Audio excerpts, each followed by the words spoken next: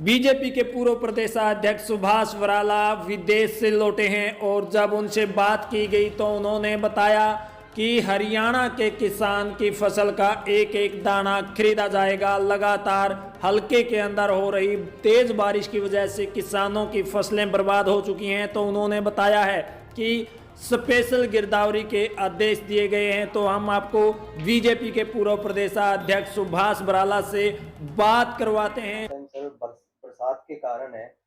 जैसे कि आप लगा लो फतेहाबाद एरिया के अंदर है, कई घर तबाह हो चुके हैं कि अपनी फसलें हैं बर्बाद हो चुकी है। उसके लिए सरकार क्या कदम उठा रही है? देखिए, हरियाणा सरकार ने एक तो स्पेशल गिरदावरी के आदेश दिए हैं कि किसान की जहाँ भी फसल खराब हुई है वो उसकी स्पेशल गिरदावरी करवा करके और उसकी नुकसान की भरपाई की जाए। दूसरा, जहाँ पर पानी खड़ा हुआ है, पानी हमारे भुन्ना में व कई गाँव के अंदर पानी आज भी कई कई फुट तक खड़ा है। पानी की निकासी के प्रबंध करने के लिए मुख्यमंत्री जी ने विशेष आदेश दिए हैं और वहाँ पर पंप सेट लगा करके जल्दी से जल्दी पानी की निकासी हो व अन्य जो भी वहाँ पर नागरिकों की समस्याओं को समाधान करने की जो बात है, उसके आदेश मुख्यमंत्री जी ने दिए हैं। सर जैसे बात रही आड़ती और जमींदारों की, तो अब मंडी में कई दिन हड़ताल चली है, इसी चीज को लेकर भी आड़ती को खत्म किया जा रहा है, किसानों के साथ धोखा हो रहा है, उसके बारे में सर क्या कहें? देखिए, इस सारे मसले का समाधान हो चुका है।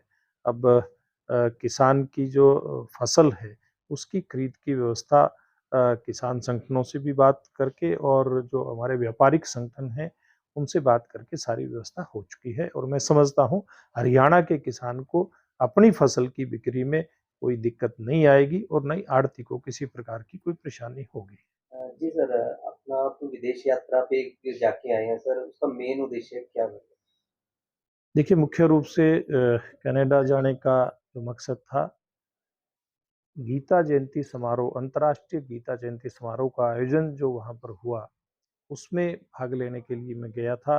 आप सब लोग जानते हैं कि मुख्यमंत्री मनोहर लाल जी के नेतृत्व में पिछले कुछ सालों से हरियाणा ही नहीं बल्कि देश के कई हिस्सों में तथा विदेश में भी गीता जयंती के कार्यक्रमों का आयोजन हो रहा है और अभी 16, 17, 18 तारीख को कनाडा के अंदर अलग-अलग स्थानों पे गीता जयंती के समारोह हुए और इन समारोह में गीता मनीषी ज्ञानानंद जी महाराज की अगुवाई में वहाँ पर अलग-अलग स्थानों के ऊपर गीता जयंती के कार्यक्रम हुए, जिसमें ओटावा की संसद में कार्यक्रम का आयोजन भी हुआ, वहाँ संसद में गीता भी प्रस्थापित की गई।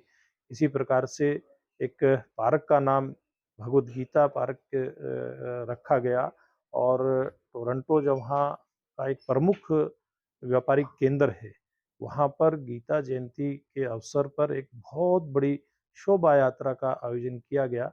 मैं समझता हूँ कि इस प्रकार के भव्य कार्यक्रम विदेश के अंदर जो हुए हैं, निश्चित रूप से हम सब भारतीयों के लिए, चाहे वो भारत में रहते हैं या विदेशों में रहते हैं, उनके लिए बहुत बड़े गर्व की बात है। सर वहाँ पे जैसे आपने बताया पार्क का नाम अपनी गीता के नाम से रखा गया, जी। उसका श्रेय सर किसे देना चाहिए? देखिए, मैं उसका श्रेय देश के प्रधानमंत्री नरेंद्र मोदी जी और क्योंकि गीता की जो जन्मस्थली है, वो कुरुक्षेत्र है, हरियाणा में है और इन कार्यक्रमों की शुरुआत हमारे मुख्यमंत्री नरेंद्र मोदी जी के हमारे मुख्यमंत्री मनोहर लाल जी की अगुवाई में हुई है। इसलिए मनोहर लाल जी और देश के प्रधानमंत्री जी का इस बात के लिए मैं श्रेय देना चाहूँगा।